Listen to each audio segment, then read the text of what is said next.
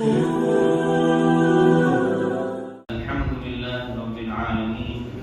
والصلاة والسلام على سيد الأنبياء والمرسلين محمد وآله وأصحابه أجمعين. أما بعد، أعوذ بالله من الشيطان الرجيم. بسم الله الرحمن الرحيم. والذين آمنوا واتبعتهم ذريتهم بإيمان ألحقنا بهم وما ألتناهم من عملهم من شيء. صدق الله العظيم. وقال النبي صلى الله عليه وسلم: إذا مات الإنسان انقطع عنه عمله إلا من ثلاثة: إلا من صدقة جارية أو علم ينتفع به أو ولد صالح يدعو له، أو كما قال صلی اللہ علیہ وسلم. بہت ہی عزت اور احترام کے مستحق بزرگوں، دینی اور ایمانی بھائیوں، اللہ تبارک و تعالی نے پوری کائنات، آسمان، زمین، سمندر، دریا، پہاڑ، چرند پرند، تمام مخلوق، پوری کائنات، اس کائنات میں بسنے والے، چاہے وہ جاندار ہوں یا وہ چیزیں ہوں جن میں جان نہیں ہے، بے جان چیزیں ہوں، وہ ساری کی ساری چیزیں جو بھی اللہ نے کائنات میں پیدا فرمائی ہیں، حدیث میں آتا ہے: انی کتبت الموت علی من کان تحت عرشی. میرے عرش کے نیچے، میرے تخت کے نیچے، اللہ کے عرش کے نیچے ظاہر ہے پوری کائنات ہے، میرے عرش کے نیچے جو کچھ ہے اس سب کو ایک دن مرنا ہے. ایک دن مرنا ہے. قرآن نے کہا: کل من علیہا فان. جو کچھ بھی زمین پر ہے اس سب کو ایک دن ختم ہونا ہے. کل نفس ذائقۃ الموت. ہر جاندار چیز کو موت کا ذائقہ چکھنا ہے. ہر ایک چیز کو مرنا ہے، ختم ہونا ہے. یہ مرنا، یہ موت ایک ایسی حقیقت ہے کہ یہ اس حقیقت کا کوئی انکار نہیں کر سکتا. دنیا میں بسنے والا ہر انسان، چاہے اللہ کو مانتا ہو، نہ مانتا ہو، کسی مذہب دھرم کا ماننے والا ہو، چاہے وہ دہریہ اور ملحد ناستک ہی کیوں نہ ہو،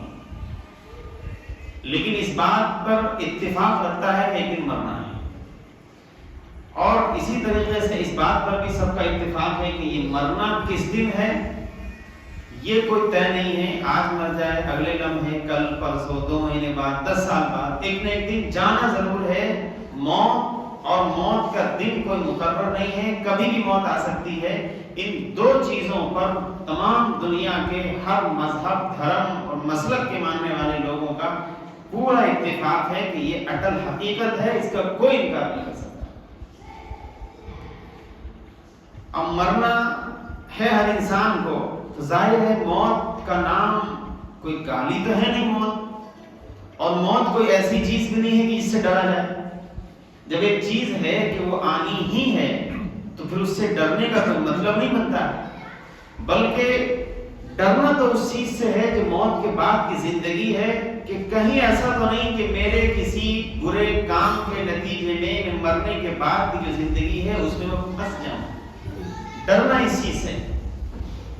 جو موت آنی ہے وہ ایک اٹل حقیقت ہے، اس سے کوئی ڈر نہیں، اس سے کوئی خوف نہیں،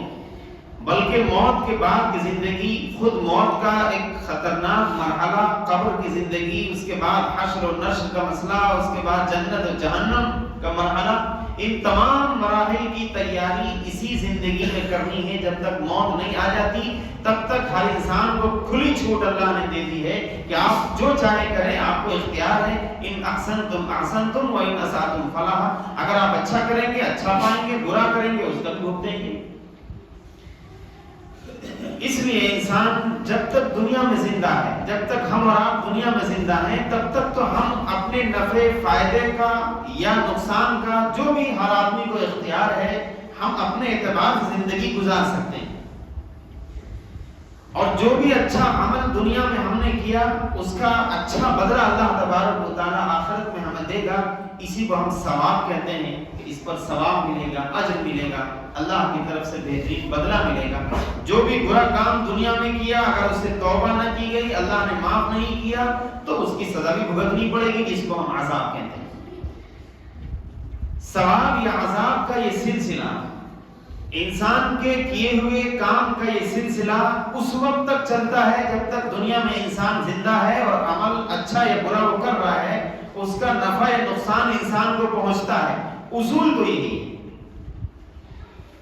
اصول تو یہی ہے کہ انسان جو کرے اچھا یا برا، اس کا تعلق خود اس کی ذات سے ہو، دوسرے کے اچھا کرنے یا برا کرنے سے میرا کیا لینا دینا، اصول تو یہی ہے۔ لیکن اللہ تبارک و تعالی کی رحمت اور اس کا فضل، اس کا کرم کہ اس نے انسان کے مرنے کے بعد بھی اس کے اعمال نامے میں کچھ نیکیاں لکھی جاتی رہیں اور اس کے لیے اجر کا سلسلہ اور یہ میٹر چلتا رہے، اس کے لیے بھی اللہ تبارک و تعالی نے دروازے کھولے۔ ایک اہم مسئلہ جو پوچھا جاتا ہے بار بار کہ ایصال ثواب، کہ مرنے کے بعد، انتقال کے بعد کیا ہم اپنے اس میت کو، اپنے اس مردے کو جو ہمارے یہاں سے انتقال کر کے جس کو ہم نے دفن کر دیا، ہمارا رشتہ دار، خاندان کا یا کوئی بھی امت محمدیہ کا کوئی فرد کہیں گزرا، اس کے لیے ہم کیسے ایصال ثواب کریں؟ ایک طبقہ وہ ہے جو سرے سے انکار کرتا ہے کہ نہیں، مرنے کے بعد کوئی ایصال ثواب نہیں، ختم ہوگی بات۔ ایک طبقہ ایسا ہے کہ نہیں، مرنے کے بعد بھی اگر اس میت کے ورثاء، اس کے متعلقین، اس کے چاہنے والے، اس سے محبت کرنے والے یا دنیا میں کوئی بسنے والا، کوئی بھی ایمان والا، اگر وہ کسی اچھے اور نیک عمل کے ذریعے سے نیت کر لے کہ اللہ اس کا اجر و ثواب میرے فلاں شخص کو پہنچانا، فلاں میت کو پہنچانا، اور میرے والد کو پہنچانا، میری والدہ کو پہنچانا، یا امت محمدیہ کا کوئی فرد کہیں گزرا، اس کا اجر و ثواب اس کو عطا فرما دیجیے۔ امت کا ایک بہت بڑا طبقہ، بلکہ امت کی میجورٹی، خاص طور پر امام ابو حنیفہ، امام مالک، امام احمد بن حنبل، اور اسی طریقے سے بعض قول کے مطابق امام شافعی رحمۃ اللہ علیہ، چاروں ائمہ اربعہ کا اس پر تقریباً اتفاق ہے، تین کا تو بالکل اتفاق ہے، اور ایک امام شافعی رحمۃ اللہ علیہ، ان کے تعلق سے تھوڑا سا اختلاف ہے۔ بعض علماء کہتے ہیں کہ نہیں، بعد میں آنے والے شافعی علماء، ان کا بھی اسی بات پر اتفاق ہے کہ مرنے کے بعد اجر و ثواب اور ایصال و ثواب کا یہ سلسلہ، کچھ عمل اگر میت کے ورثاء اور اس کے جاننے ماننے والے اگر اپنی میت کے لیے کریں تو اس کا اجر و ثواب برابر پہنچتا رہتا ہے۔ حدیث میں بھی ہے، قرآن میں بھی ہے۔ قرآن نے کہا والذین آمنوا واتبعتهم ذریتهم بإیمان الحقنا بهم، کہ وہ لوگ جو ایمان لے آئے زندگی میں، ایمان لانے کے بعد انہوں نے اپنی اولاد کو اسی ماحول میں تربیت دی، پروان چڑھایا، پرورش کی۔ اب ان ماں باپ کا انتقال ہو گیا، ان کے بعد جو ان کی نسل، جو ان کی آل اولاد، جو ان کی ذریت، انہوں نے آ کر کے ایمان لانے میں اپنے ماں باپ، باپ داداؤں کی پیروی کی، یعنی یہ بھی ایمان لے آئے، تو جس طریقے سے یہ ماں باپ جو گزرے ہیں ان کے اجر و ثواب اللہ نے طے کر دیے ہیں، ویسے ہی اللہ تبارک و تعالیٰ نے ان کی تربیت کے نتیجے میں ایمان کی بنیاد پر ان کے بچوں کو بھی ان کے ساتھ اجر و ثواب میں شامل کر دیا۔ حدیث میں آتا ہے اذا مات الانسان انقطع عنہ عملہ، انسان جب مر جاتا ہے تو اس کے عمل کا سلسلہ بالکل ختم ہو جاتا ہے، جب تک زندگی تب تک عمل، آنکھ بند ہوئی عمل کا سلسلہ رک گیا۔ لیکن تین کام حدیث میں ایسے بتائے گئے جن کا اجر و ثواب میت کو برابر جاری رہتا ہے۔ فرمایا من صدقۃ جاریہ، کوئی ایسا صدقہ اگر کر دیا کسی شخص نے جس کا اجر و ثواب ہمیشہ کے لیے اس کے نامہ اعمال میں لکھا جاتا رہے گا۔ مثلا مرنے سے پہلے آپ نے، ہم نے، کسی نے بھی اگر کوئی ایسا کام کر دیا، کوئی مسجد بنوا دی، کوئی مدرسہ بنوا دیا، کوئی راستہ ہے جو خراب ہے، تمام لوگوں کے استعمال میں ہے، آپ نے اسے ٹھیک کرا دیا، کہیں پر پانی کا انتظام نہیں ہے، آپ نے وہاں پر نل لگوا دیا، گرمی کا موسم ہے، آپ نے کسی جگہ فریج ایسی جگہ رکھوا دیا کہ لوگ اس سے آ کر کے پانی پئیں، کہیں پر بڑی دھوپ ہے، لوگ سائے کو ترستے ہیں، آپ نے کوئی درخت ایسا لگا دیا کہ لوگ اس سے سایہ حاصل کریں۔ اس طرح کی چیزیں جو آپ نے، ہم نے، کسی نے بھی کی، مرنے کے بعد بھی ان کا اجر و ثواب اللہ تبارک و تعالیٰ ویسے ہی دیتا رہے گا جیسے زندگی میں عطا فرمایا کرتا تھا۔ تو یہ صدقہ جاریہ۔ دوسری چیز جو ارشاد فرمائی اور علم ينتفع به، کہ ایسا علم جس سے فائدہ اٹھایا جاتا رہے، آپ نے پڑھا، میں نے پڑھا، میں نے آپ نے پڑھنے کے بعد یہ علم کسی دوسرے کو سکھایا، اس نے تیسرے کو سکھایا، کچھ کتابیں لکھی، کچھ بیان کیے اور مختلف ذرائع سے اپنے علم کو دوسروں تک منتقل کیا، تو جب تک یہ علم کا اثر دنیا میں رہے گا تب تک اللہ تبارک و تعالی موت کے بعد بھی اس کا اجر و ثواب ہمیں ایسے ہی دیتا ہے۔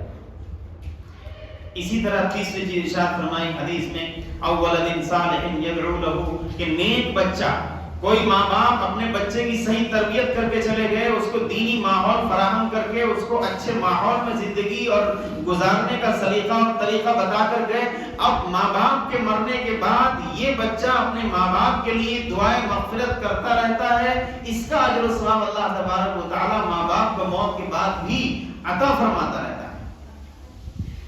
تو اس کا صاف مطلب یہ ہے کہ مرنے کے بعد بھی اپنے میت اور اپنے جو مردہ لوگ ہیں جو دنیا سے چلے گئے،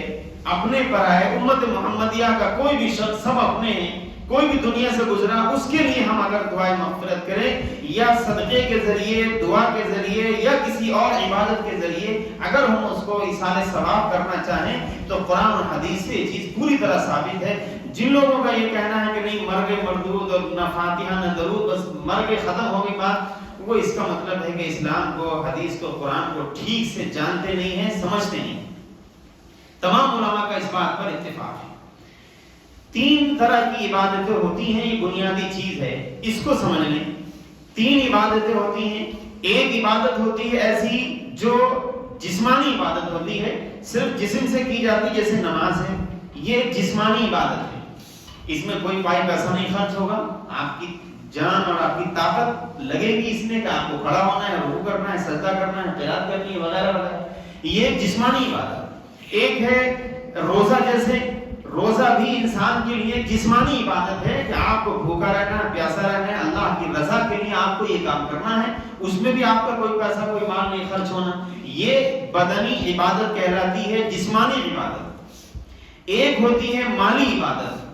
کہ آپ نے صدقہ کیا، خیرات کی، کسی نیک کام میں آپ نے کوئی مال کے ذریعے حصہ لیا، اگر آپ زکوٰۃ کے مستحق ہیں، زکوٰۃ دینے کے آپ مستحق ہیں، تو آپ نے اپنے مال سے 2.5% زکوٰۃ نکالی، یہ جو عبادت ہے یہ مالی عبادت کہلاتی ہے، جو مال کے ذریعے کی جاتی ہے۔ تیسری ایک عبادت ہوتی ہے وہ جس میں جسمانی اور مالی دونوں چیزیں لگتی ہیں، جیسا کہ حج۔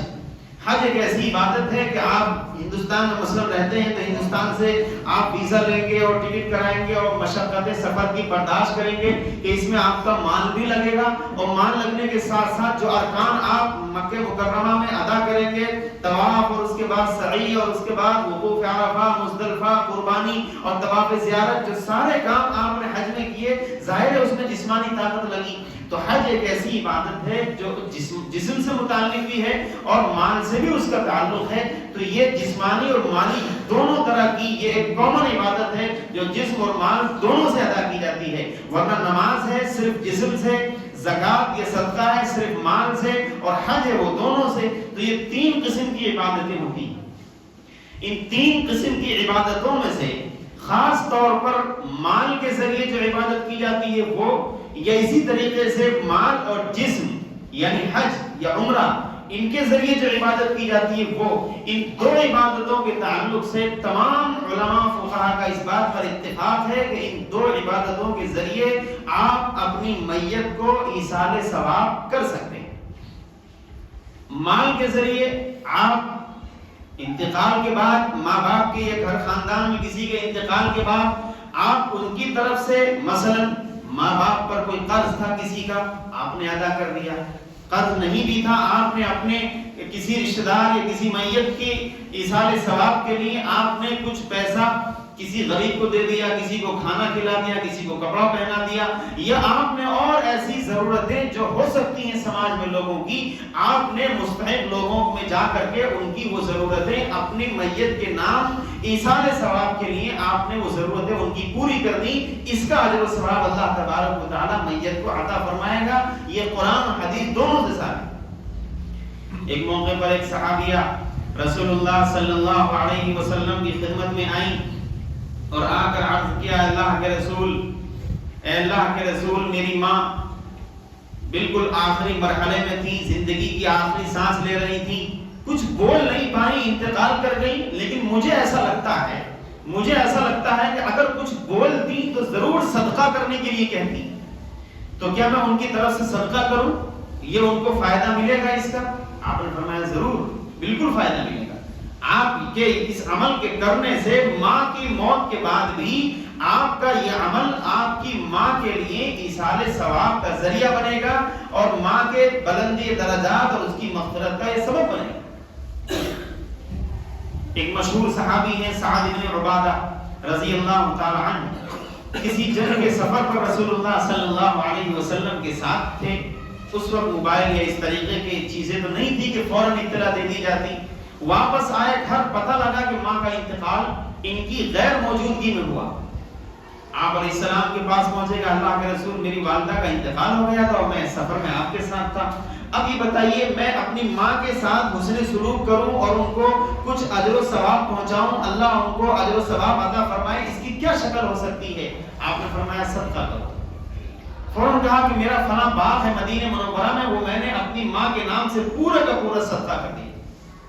ایک موقع پر اور پوچھا، اللہ کے رسول میں اپنی ماں کے لیے اگر صدقہ کروں ان کے مرنے کے بعد تو کون سا صدقہ سب سے افضل؟ اس وقت پانی کی ضرورت تھی مدینے میں، آپ نے فرمایا الماء الماء، پانی کا انتظام تم کرا دو لوگوں کے لیے، یہ تمہاری ماں کے لیے بہترین صدقہ ہوگا۔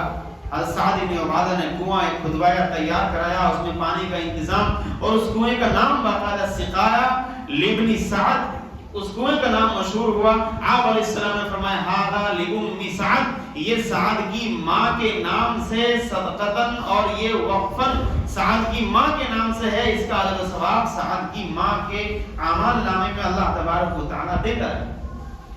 تو یہ چیزیں ہیں وہ جو صاف بتاتی ہیں اس چیز کو کہ ہماری کوئی مالی عبادت جو ہم نے کی اس کا اجر و ثواب اللہ تبارک و تعالیٰ ہماری میت کو عطا فرمائے گا، یہ طے شدہ بات ہے۔ اسی طرح ایک دوسری جو عبادت جس میں جسم اور مال دونوں کا دخل ہے، جیسے حج یا عمرہ، اس کے تعلق سے بھی حدیث میں رسول اللہ صلی اللہ علیہ وسلم سے ایک صحابی نے پوچھا، اللہ کے رسول میری ماں حج کرنے والی تھی، حج کی ان کا ارادہ تھا، نیت تھی، لیکن کر نہیں پائیں، افا احجی عنہا، کیا میں ان کی طرف سے حج کر لوں؟ آپ نے فرمایا فحجی عنہا، بالکل ان کی طرف سے تم حج کرو، یہ تمہارا حج کرنا اس کا اجر و ثواب اللہ تبارک و تعالیٰ تمہاری ماں کو عطا فرمائے۔ تو یہ جو عبادت ہے جو مال کے ذریعے کی جاتی ہے، یہ مال اور جسم عمرہ یا حج یعنی جو دونوں کے ذریعے کی جاتی ہے، ان کا اجر و ثواب ہماری میت کے مرنے کے بعد بھی اللہ تبارک و تعالیٰ میت کو عطا فرماتا رہتا ہے۔ اس پر تمام دنیا کے فقہاء کا بالکل اتفاق ہے۔ ایک چیز جس پر تھوڑا سا اختلاف بنتا ہے وہ ہے صرف جسمانی عبادت، کہ وہ عبادت جو صرف جسم سے کی جاتی ہے، جسے میں نے بتایا نماز یا روزہ، قرآن کی تلاوت، دعا، استغفار، یہ وہ عبادتیں ہیں جن کا تعلق صرف ہمارے جسم سے ہے، جسمانی طاقت سے ہے۔ کیا جسمانی عبادتوں کے ذریعے کیا ہوا کوئی عمل وہ ہمارے میت کو، جو ہمارے گھر خاندان یا کوئی بھی دنیا کا انسان، امت محمد کا کوئی بھی فرد، کیا اس کے لیے یہ ہمارا عبادت کرنا اس کے لیے نفع بخش ہوگا یا نہیں؟ صرف ایک مسئلے پہ ذرا سا اختلاف ہے، لیکن وہ بھی کوئی ایسا اختلاف نہیں ہے، بعد میں چل کر وہ بھی حل ہوا۔ اس مسئلے کو لے کر کہ جسمانی عبادت کا اجر و ثواب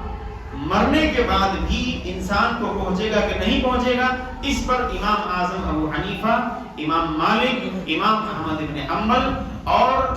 بعد میں چل کر امام شافعی رحمۃ اللہ علیہ کے ماننے والے فقہاء شوافع، ان تمام کا بھی اس پر اتفاق ہے کہ جسم کے ذریعے بھی کوئی عبادت اگر کی جائے تو اس کا بھی اجر و ثواب اللہ تبارک و تعالی مردے کو عطا فرماتا ہے۔ اس پر اتفاق، اس پر بھی اتفاق۔ تو اس کا مطلب یہ ہوا کہ ہمارا کوئی عمل جو بھی ہم کریں، تھوڑا ہو زیادہ ہو، کھلم کھلا ہو یا کسی سے چھپا کر ہو، جسم سے اس کا تعلق ہو یا مال سے اور جسم سے کسی بھی طریقے کی کوئی عبادت ہو، ایصال ثواب کے طور پر ہم اپنی میت کو پہنچانا چاہیں تو قرآن و حدیث سے اس کی پوری اجازت ہے۔ بلکہ اس سے بھی آگے بڑھ کر علامہ ابن قدامہ حنبلی رحمۃ اللہ علیہ، انہوں نے یہاں تک لکھا ہے کہ اگر آپ کسی قبرستان میں جائیں اور قبرستان میں جا کر کے آپ سورہ یاسین یا قرآن کی کوئی سورت مثلا الحمدللہ رب العالمین یا اسی طرح قل هو اللہ احد یا الہاکم التکاثر، یعنی قرآن کی کوئی تلاوت، کوئی سورت آیت تلاوت کریں، جا کر قبرستان میں جا کر یہ کہیں اللہ اس عمل کا اجر و ثواب یہاں کے مردوں کو عطا فرما، اللہ تبارک و تعالی اس کا اجر عطا فرماتا ہے۔ حدیث میں ہے رسول اللہ صلی اللہ علیہ وسلم نے ارشاد فرمایا ہر چیز کا ایک دل ہوتا ہے، قرآن کا دل سورہ یاسین ہے، لہذا اس سورہ یاسین کو جو شخص اللہ کو راضی کرنے کے لیے اور اس کی رضا کے واسطے جو اس کی تلاوت کرے اللہ اس کی مغفرت فرمائے گا۔ اور اے لوگوں اس سورت کو اپنے مردوں پر پڑھا کرو۔ مرنے کے بعد بھی انسان اگر سورہ یاسین قرآن کی تلاوت کر کے اپنے کسی مردہ کے لیے دعا کرے اللہ تبارک و تعالی اجر و ثواب عطا فرماتا ہے۔ تو یہ بات تو صاف ہے کہ ایصال ثواب ایک حقیقت ہے جو مرنے کے بعد بھی میت کے ورثاء اس کے متعلقین اپنے مردوں کو پہنچا سکتے ہیں، اس کی کھلی اجازت ہے۔ لیکن ایک چیز اور سمجھ لیں، جو ایک رائج طریقہ ہے، مروجہ طریقہ ہے قرآن خوانی کا، یا ایسا بھی ہوتا ہے کہ بعض حفاظ یا بعض پڑھے لکھے وہ ایکسٹرا ایڈوانس میں کچھ قرآن پڑھ کے اپنے پاس اسٹور رکھتے ہیں، اور کوئی اگر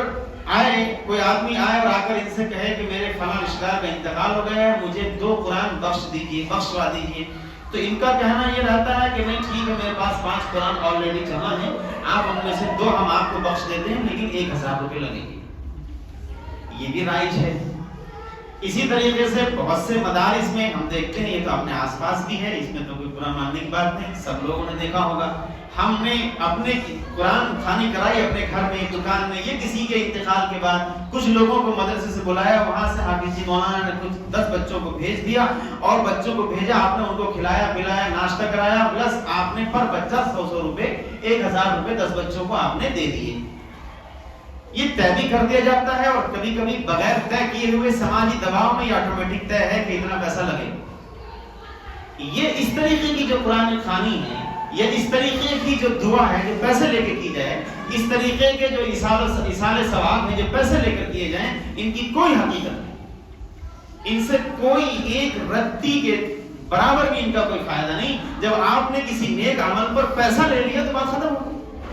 اب اس کے اجر ثواب سے کیا لینا ہے؟ آپ نے اس کا اجر، اس کا بدلہ یہی وصول کر لیا، تو پھر آپ اللہ سے کیا امید لگا رہے ہیں؟ اللہ تبارک و تعالیٰ سے تو امید اپنے عمل کی اس وقت آپ لگاتے جب آپ کا یہ عمل صرف اللہ کو راضی کرنے کے لیے اخلاص اور سچی نیت سے کیا جاتا، اس پر دنیاوی کوئی اجر کوئی بدلہ آپ نہ لیتے، اور اس کے بعد اس عمل کو کر کے اللہ سے دعا کرتے، تب آپ اللہ تبارک و تعالیٰ سے اجر و ثواب کی امید رکھتے۔ لیکن آپ نے تو سارا بدلہ یہیں پر ہڑپ لیا، کہیں بریانی کی شکل میں، کہیں پیسے کی شکل میں، تو پھر اس کا اللہ تبارک و تعالیٰ کی طرف سے اجر و ثواب ملنے کی کوئی امید آپ مت رکھیے، نہ ہی اس پر ملے گا اور نہ ہی یہ صورت جائز ہے۔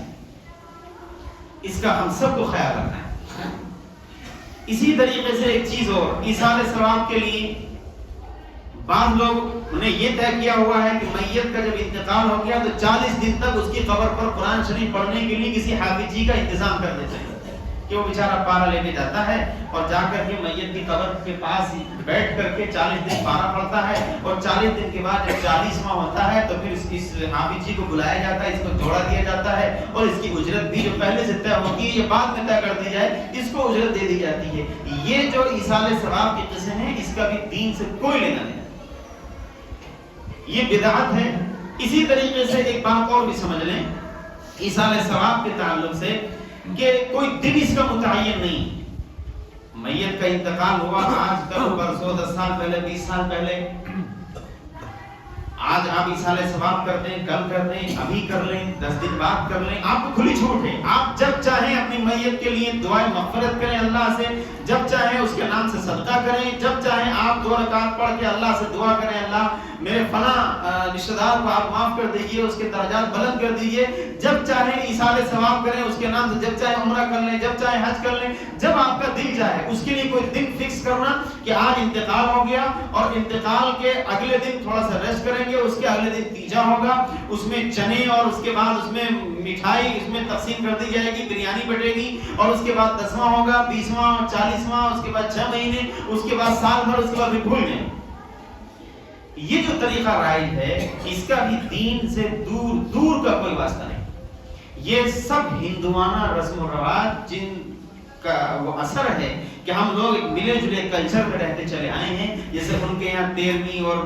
جو ہوتی ہے وہ سب ہم نے سیکھ لی ہے، اور بس یہ سمجھ لیا ہے کہ بس کچھ کھانا ہو اور کھانے کے سامنے بیٹھ کے فاتحہ دے دی اور اس کے بعد ایک قرآن پڑھوا دیا اور اس کو بخشوا دیا اور کچھ مٹھائی بڑھ گئی۔ اس سے دین کا کوئی لینا دینا نہیں ہے۔ آپ اس چیز کو ذہن میں بٹھا لیں، جن لوگوں کے یہاں ایسا ہوتا ہے، جن کے رشتہ داروں کے یہاں ایسا ہوتا ہے، ان کو یہ بات پیار محبت سے سمجھائیں کہ اسلام ایک بہت ہی پیارا اور بڑا حسین مذہب ہے۔ اس نے ان تمام خرافات کو بالکل بھی پسند نہیں کیا ہے۔ ایصال ثواب کا جو طریقہ اسلام نے بتایا ہے، دعا کر کے، صدقہ کر کے، حج یا عمرہ کر کے، یا کوئی قرآن کریم کی سورت آیت مکمل قرآن آپ اللہ کے لیے اخلاص اور سچی نیت سے بغیر کسی معاوضے اور بغیر کسی اس پر پیسے کے آپ پڑھ کر کے اپنی میت کے لیے دعا کریں، آپ بھی کریں،